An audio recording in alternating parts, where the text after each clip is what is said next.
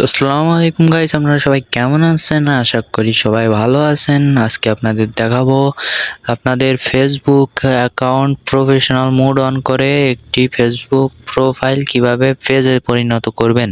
তো চলুন ভিডিওটা শুরু করা যাক।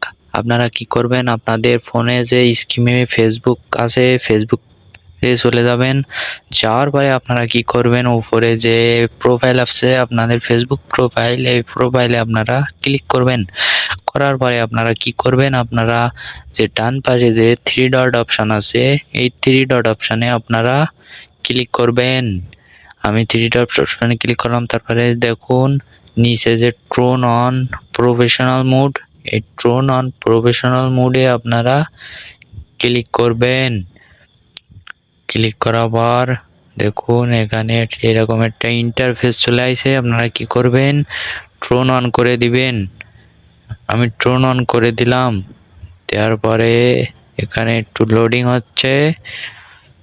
লোডিং হওয়ার পরে এখানে দেখুন যে উপরে সেট ডেফলোড পোস্ট পাবলিক, এই অপশানে আপনারা ক্লিক করবেন, পাবলিক করে নেবেন। নেওয়ার পরে আপনারা কন্টিনিউতে ক্লিক করবেন। করার পরে দেখুন আমাদের প্রফেশনাল মোড সেট আপ করা হয়ে গেছে।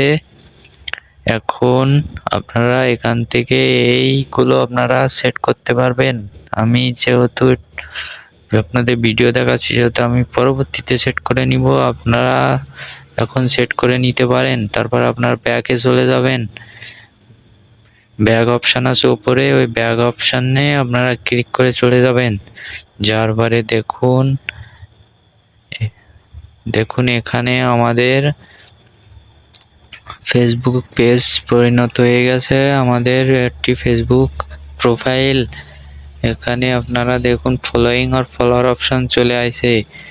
এরপরে আপনারা কি করবেন, এরপরে আপনারা উপরে যে থ্রি ডট আছে দেখুন এতে ক্লিক করবেন। করার পরে নিচে দেখুন প্রফেশনাল ডিজারবোর্ড, এই প্রফেশনাল ডিজারবোর্ডে আপনারা কি করবেন, ক্লিক করবেন।